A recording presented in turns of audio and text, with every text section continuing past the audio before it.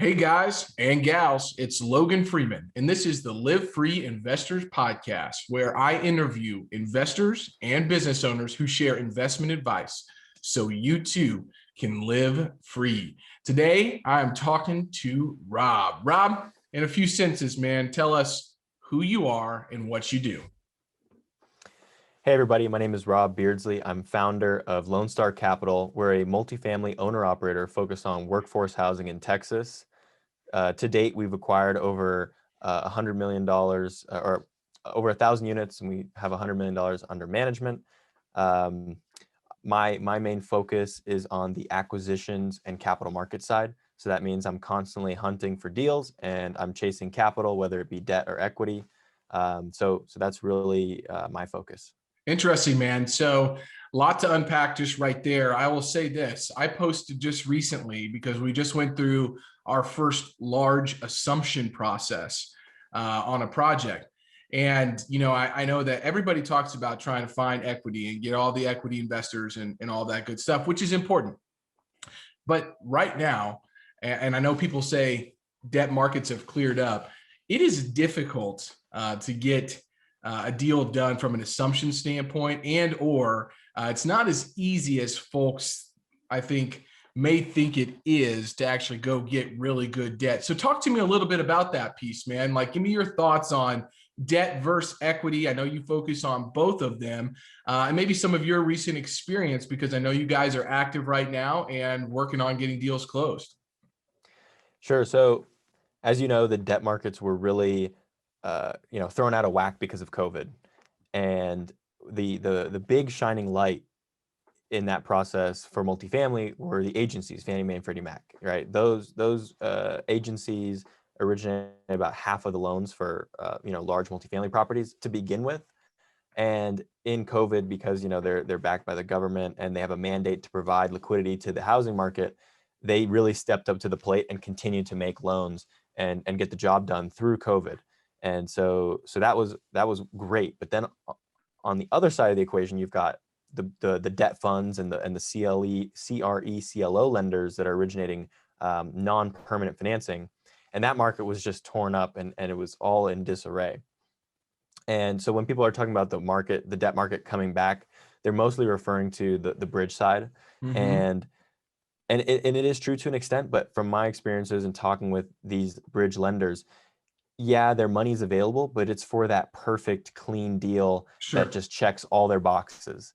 And that is frustrating because for the most part, the deals that we're doing, and I think that most investors are chasing after, have a little bit of hair on them or just maybe aren't perfectly fit down the fairway.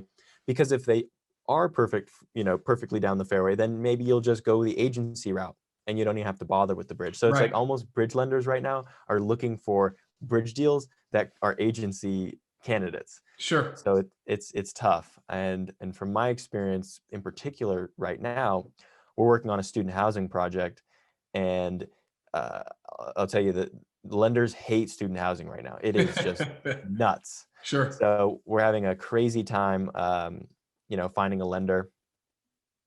And so we'll see how that process goes. But yeah, the debt markets are still, kind of shaping up from COVID. Yeah, I couldn't agree more. So give us a little bit of a taste of your background. Obviously we're both pretty young guys in this space. I'm closing in on $100 million. You're already there. We're closing in on 1,000 units. You're already there. So tell us about how that journey has been. And then I'll have some follow-up questions to that. But let's start with the background and the journey into where you're at now. Cool. So starting from the very beginning, I grew up in Silicon Valley. My parents both worked from home and they together ran a residential brokerage firm selling luxury homes, buying and selling luxury homes for their clients. And, so they did some single family flips on the side and whatnot, but for the most part, it was just a transactional business. And I saw themselves, drive themselves crazy trying to, make deals happen. Mm-hmm. And when I saw that, it definitely didn't look glamorous to me. And so I didn't think, oh, this is what I want to do. But I did love the idea of delayed gratification, long-term wealth building, which, while the transactional nature of residential real estate may not necessarily check those boxes, but if you flip that to multifamily from single family, all of a sudden it starts checking a lot of those boxes and becomes a terrific vehicle for, long-term wealth creation. So that's kind of where I started. But then growing up in Silicon Valley had that tech imprint on me and that pressure. So, went to school for computer science, thought I was going to go down that tech path. Thankfully, I pivoted, took a gamble, started just going deep and leveraging not only my parents' background in real estate, albeit not in multifamily, but still had that real estate foundation that I could build off of, and then went and continued to network, find mentors, build my knowledge every way I could. And that's what eventually led me to meeting my business partner and founding Lone Star Capital. Very cool, man. Yeah, I think that it's interesting, right? I always think about, nature versus nurture, right? And everybody wants to be on one end or the other. And frankly, it's both. And I think you're a prime example of this, right? You saw real estate, but you also saw a type of real estate that did not align with your long-term goals. And then you have this other background from the tech space, which I imagine influences the way that you go about raising capital, doing real estate, thinking about real estate and the business in particular. But my thought process is, you have to take both, because if you look at my scenario, my nurture, my nature, and the background that I came from had nothing to do with real estate, but it had everything to do with modeling successful people and creating passive income. And then that put me on a journey to learning the best ways to do that. And that's where I found real estate. So any thoughts on the nature versus nurture piece? Yeah, I couldn't agree more. People want to paint things in black and white, but obviously it's never that simple. So, my brain has always been very analytical, and I was a math guy. I hated English class. I hated history. Sure. And all I wanted to do was put me in a class where there's a black and white answer, and the formula, if I get the formula right, it's right. There's no subjectivity. So that was kind of my nature. And so I naturally gravitated toward puzzles, formulas, and things like that. So, that obviously led me down a little bit on the computer science path. Sure. But then it applied well, and it does apply well to specifically underwriting in our business, which is taking a very analytical approach. And it's not just number crunching, it's more than that. There's an art to it as well, which is synthesizing the qualitative observations to then, turn those into numbers and put that together. So that has always been something inside of me, and that has come naturally to me. And I think another really interesting point to add is things that come naturally to you, you have a really hard time recognizing those as talents because, again, they come naturally to you. You just take them for granted.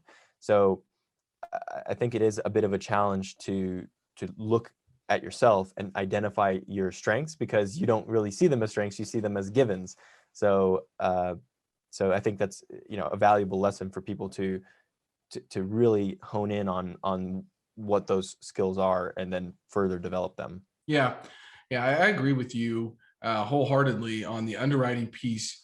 There is a science to it, but there is a big art to it as well. And, frankly, we have not gone outside of Kansas City very strategically, because we feel like what, we bring to the table is that art piece. You can learn the science, but like you said, synthesizing the qualitative interpretations, right? That's what it takes to get a really great deal at a good margin of safety. And so on that front, I know you're hunting deals.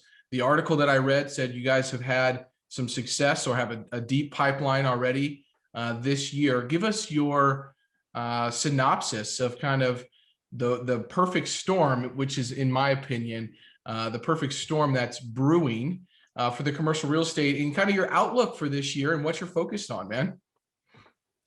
So we're, I'd say for the most part, staying true to our investment thesis, which is finding opportunities where the subject property lags behind the market, either in its rents or occupancy or its condition. So we like to buy deals with deferred maintenance or above market vacancy, or below market rents. Sure. And then a wrinkle to throw on top of that also is we like to find, potentially situations where we can create value through the capital structure. Like you were talking about assumptions earlier. Sometimes you can leverage an assumption to get in at a discount and do some other creative things as well. So those are kind of the tools in our toolkit.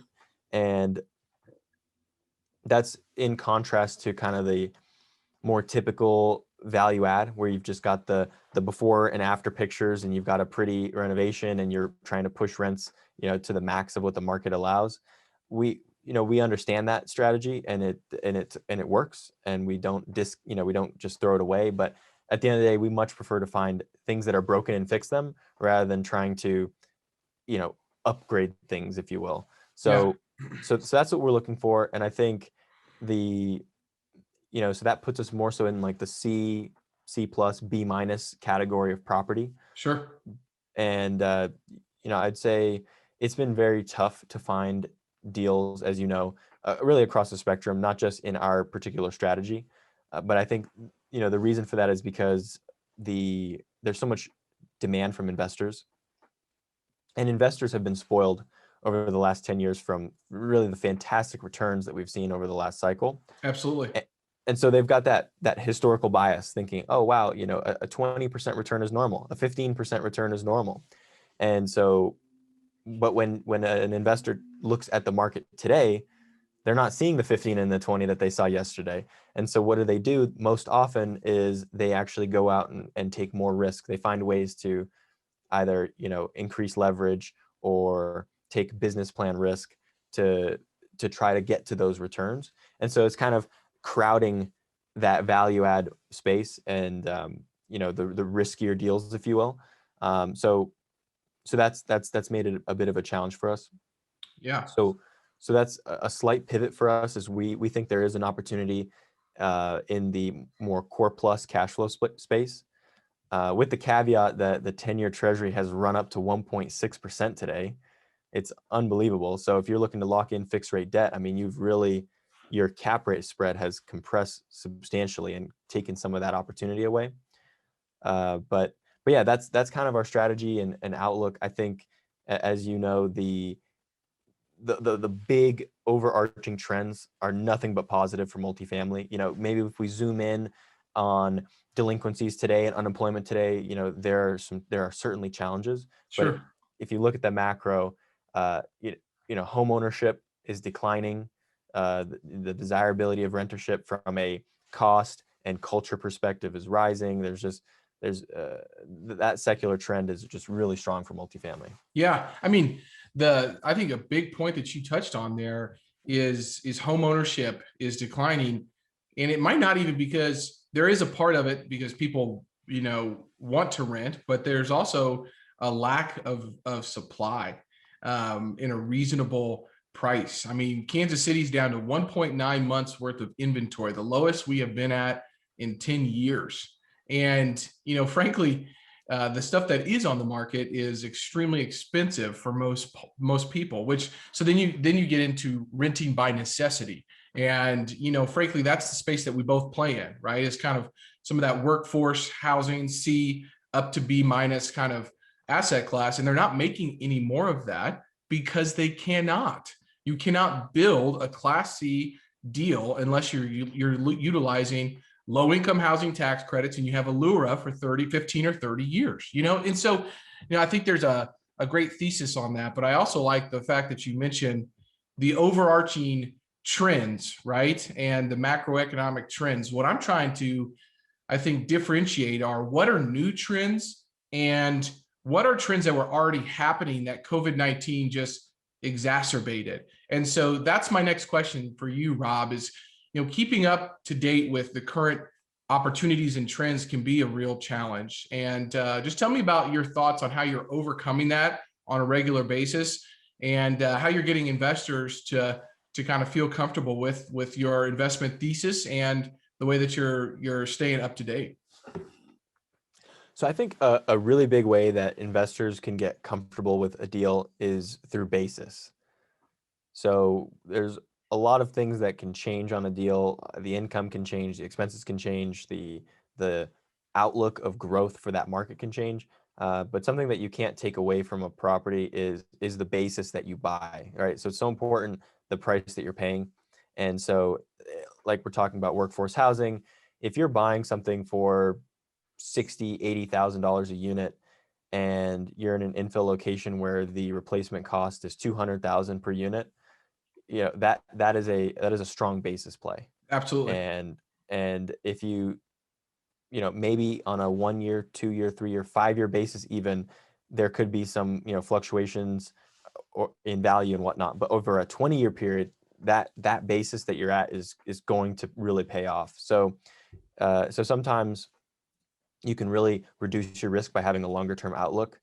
And I think that's especially true when you're talking about the workforce housing stuff. Absolutely, man. I love that point. I mean, you don't hear people talking about that a lot. I mean, we just tried to renovate, an old building that was dilapidated for a nonprofit here. And, frankly, to rebuild an existing building was $260,000 a unit. And, our basis on most of our projects goes from 35,000 to 70,000 at the top. And so when you think about, the real construction costs, labor costs, I just talked to another large Canadian firm that has 18,000 units, and they were doing a ground up deal in Houston, and the timber prices are just running away from them. And I said, you need to go buy a forest and a mill and start creating your own lumber, but I mean, those are real things to think about. And it's easier I think for investors to grasp onto that than maybe trying to understand, all the levers that people can pull to make an IRR look really, really good. And so I like the fact that you talked about the basis piece.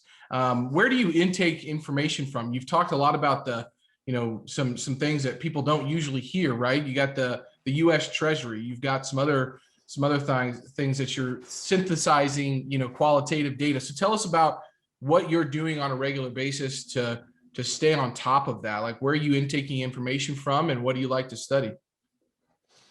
So I like to keep up with rates through Pensford. Pensford is a hedge brokerage company. So they provide commercial real estate investors with interest rate hedging products. And the founder of the company writes a great weekly newsletter. So I think hopefully I just gave him a good plug there. There you go. So that's a great resource to kind of stay on top of the rate environment and things that are happening there. And then there's just kind of like the multifamily housing news and the National Real Estate Investor Online magazine. I think they recently rebranded or something, but and then LinkedIn honestly is a great way to keep up with everything as well. I mean, there's obviously a lot of noise kind of on LinkedIn, but there's good news being shared and people having quality discussions. So I think that's a great way, and that kind of goes to my next point, which is people. Yep. I love learning from other people, and I think that's a great way to stay in touch on the market. Is just having different conversations and saying, oh, what do you think about this? Or, what's new in the market, or what are you hearing? And, people are always happy to share their thoughts and kind of what's on their mind, what's keeping them up at night. Absolutely, man. I couldn't agree more. I mean, especially when you're thinking about a specific market that you're interested in. Data is great, but data lags. You see all the big brokerages put out their data just now for Q4. Like, how do you stay on top of that? Well, you got to talk to people that are in that market, transacting, working, doing deals on a regular basis. So I appreciate all of that. And that's interesting that you're reading Pinsford's weekly newsletter. Very interesting. I have not even heard of that. So that's a great tip and trick for folks right there. So you kind of, and I'm not going to say you have positioned yourself, but from an outsider looking in, I've heard from people that I very much respect from that, you have written the book on underwriting. So tell us about how that came about. How did you position yourself as that type of expert in that space? And I'm just curious how that all came to fruition for you. So when I first started learning about this business and getting involved, there was really no definitive resource, kind of that one single place where you could go and learn the fundamentals of underwriting, which I found to be a bit odd given that it's such a critical component of the business. And, really not a single book on it. And I love reading books and I love getting my information from books. And so when I saw that, I determined that, okay, when I'm going to go about this, learn myself, I'm just going to figure it out through the various sources that I can. But then when I figure this out, I'll circle back and I'll write a book. I'll put it all together and it'll be all in one place for people.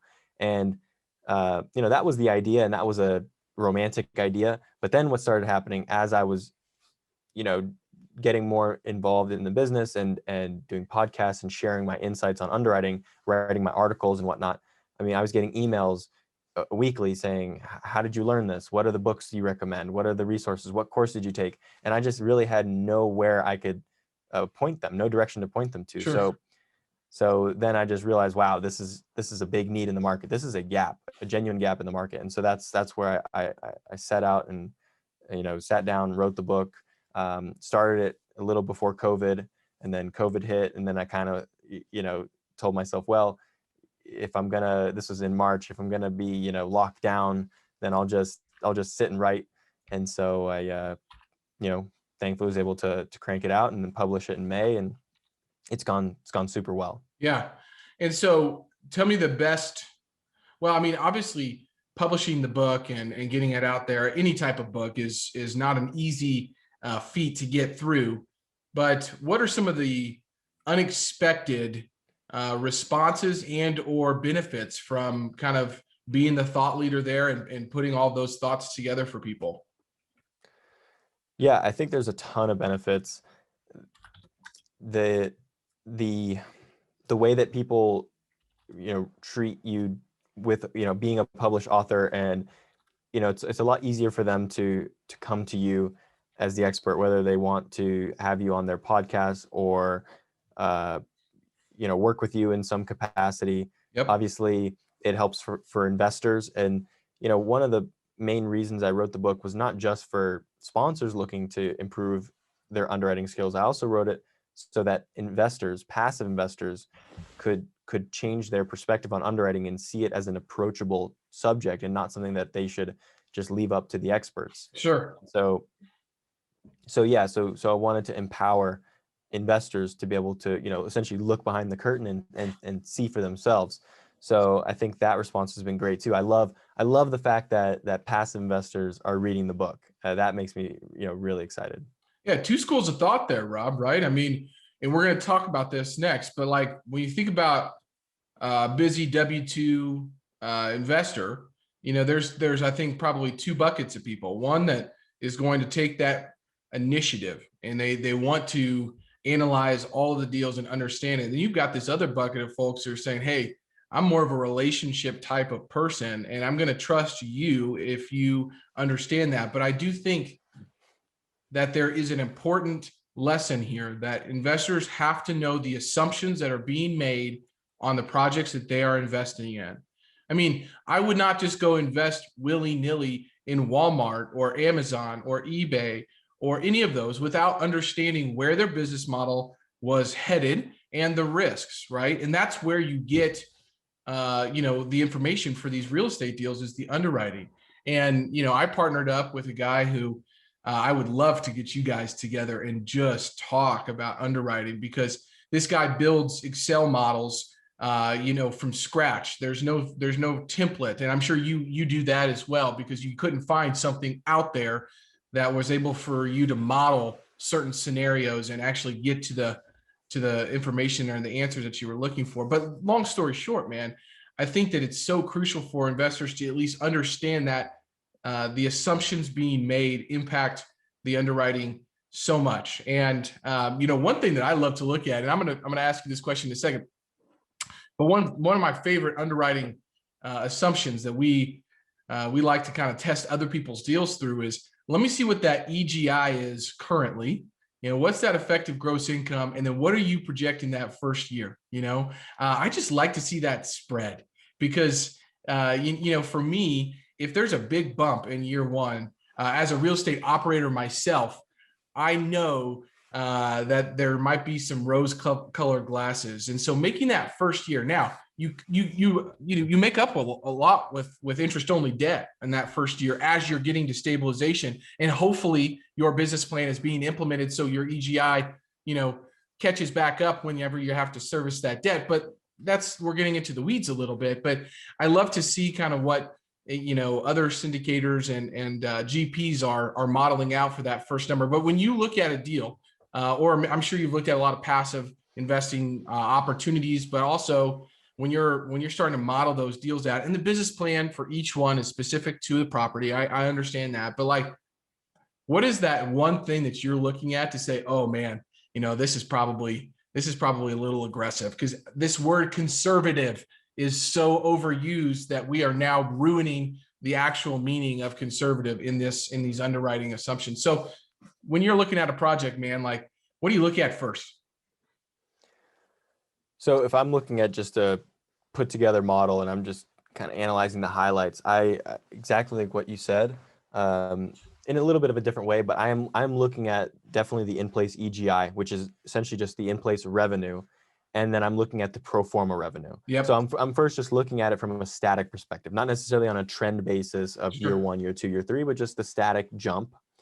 And just because the jump is big doesn't mean it's wrong. Like you said, all business plans are different, but that's the first thing, one of the first things that I'm factoring into my equation, because that tells me a little more about the business plan, the level of risk.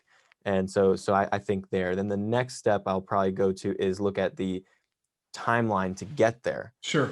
Pushing the EGI 20%. Are we doing that in 1 year? Are we doing that in 3 years? And that tells you a bit more about the story. And then, I don't want to skip over too much because obviously there's so much, but, obviously you look at the expenses and have to check all that out. But then I think the other big 2 pieces are obviously rent growth and then exit cap rate.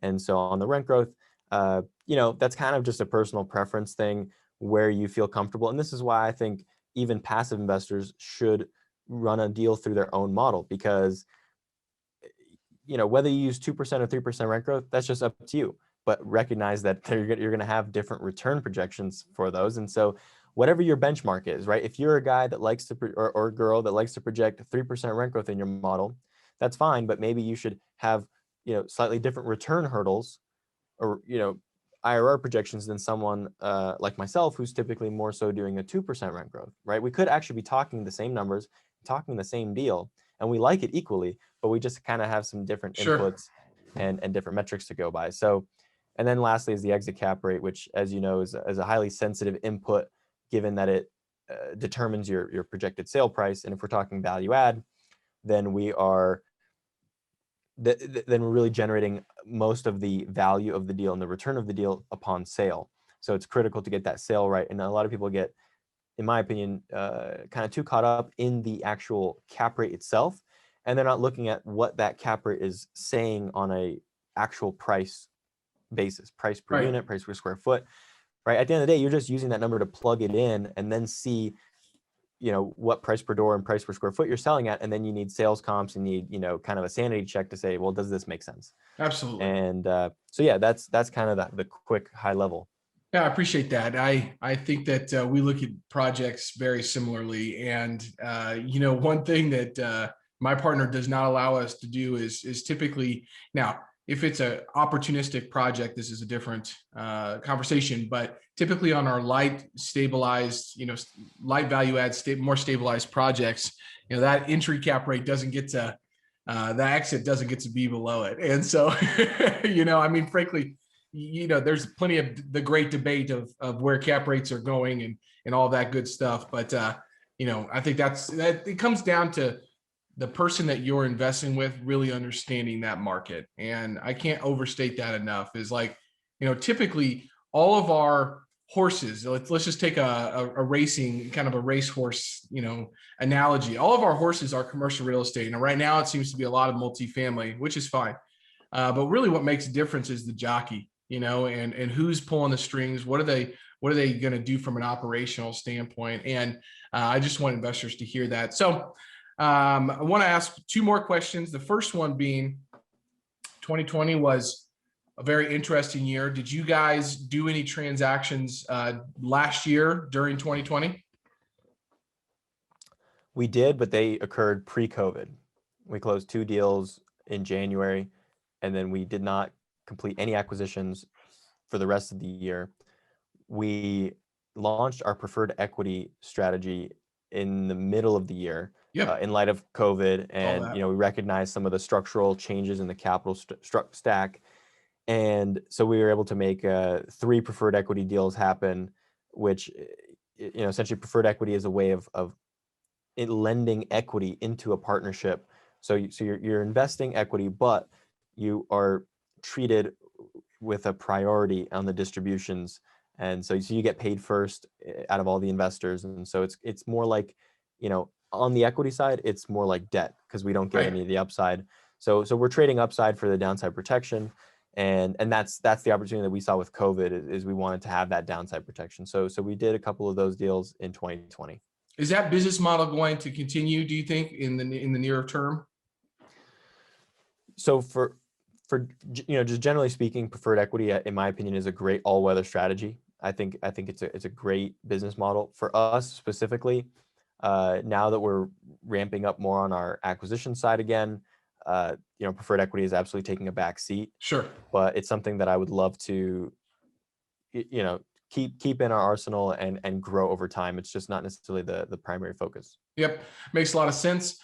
So you kind of mentioned bolstering up the acquisition, piece of it. So what has changed for your, thesis, or what factors are you seeing now that are saying, okay, it's probably time to jump back in on some acquisitions? Like, what is it going on in 2021 that's making you feel comfortable to really get serious about it?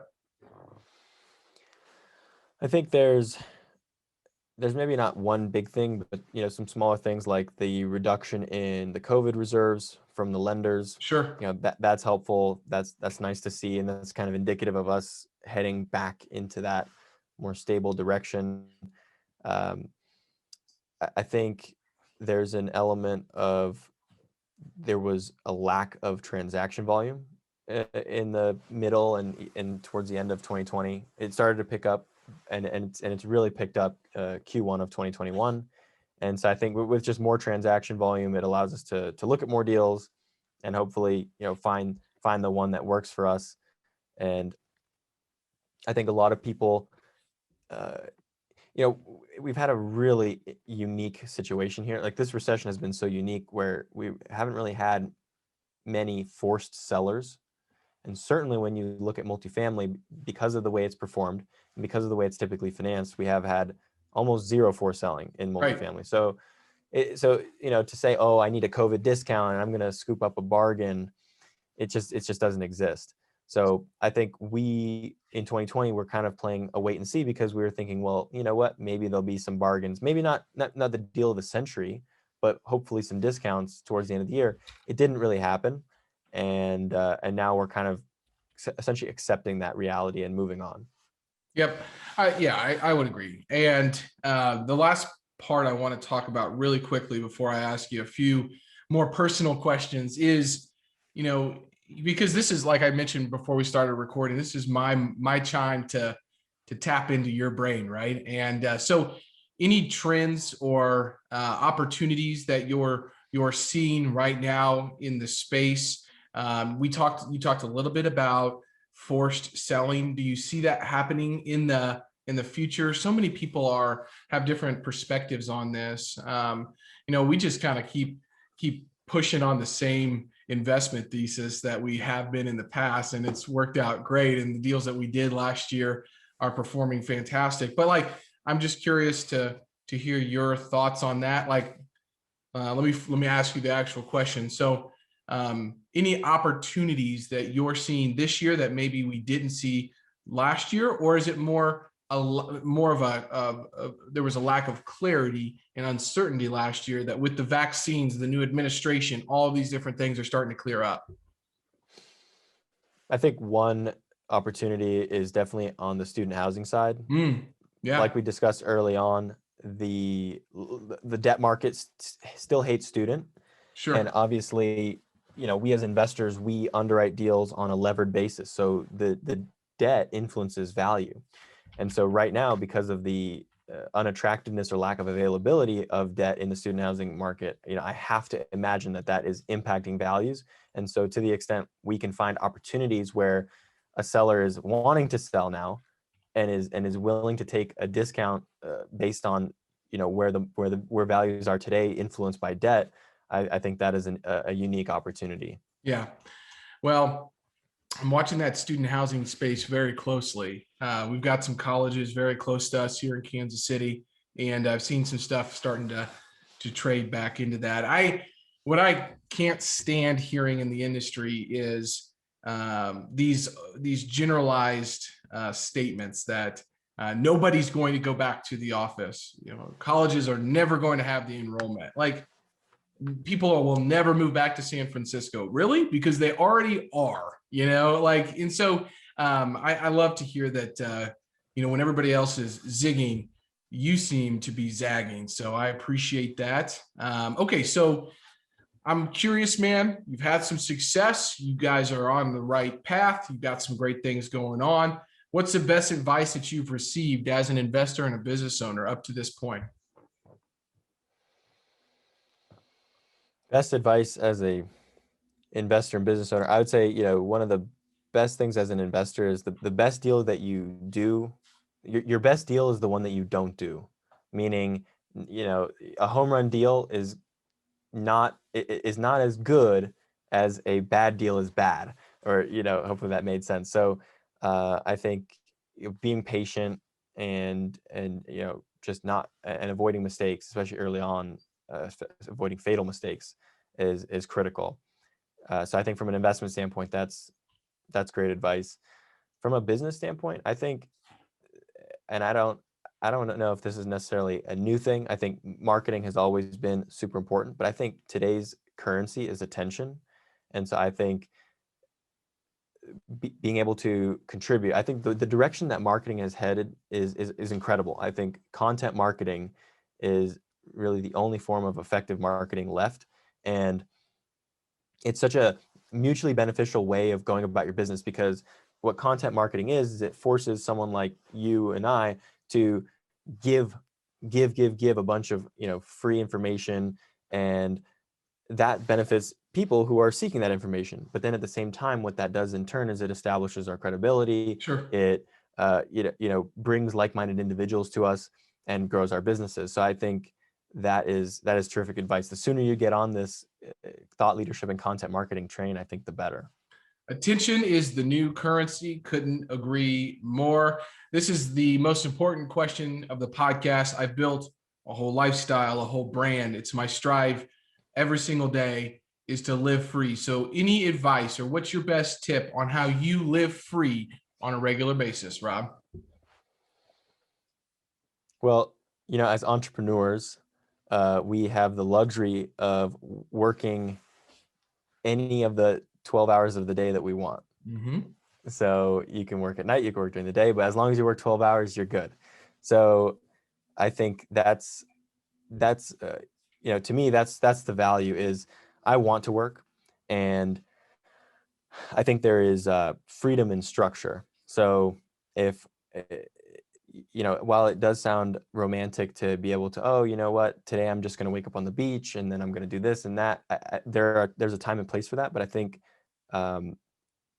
especially as an entrepreneur where there's an inherent lack of structure, I think building structure into your lifestyle, whatever that may look like, is extremely beneficial just to boost your productivity and all that. Spoken like a true investor and business owner. Rob, how can everybody find you and the resources that you've put together? So you can pretty much find everything that we're up to on our website, the Lone Star Capital website. That's lscre.com. On our website, we give away our underwriting model for free. So, feel free to check that out. You can also fill out our new investor form if you want to get to know us better and to see if our investments are a good fit for you. And, plenty of content there. So I'll see you there. Awesome. This is Logan Freeman with the LiveFree Investors Podcast, where I interview investors and business owners who share investment advice so you too can live free. For more insights and ideas on how you can live free, check out the resources that Rob has put together and connect with me on LinkedIn today. Rob, Thank you so much for joining us today. Thank you. Till next time, live free.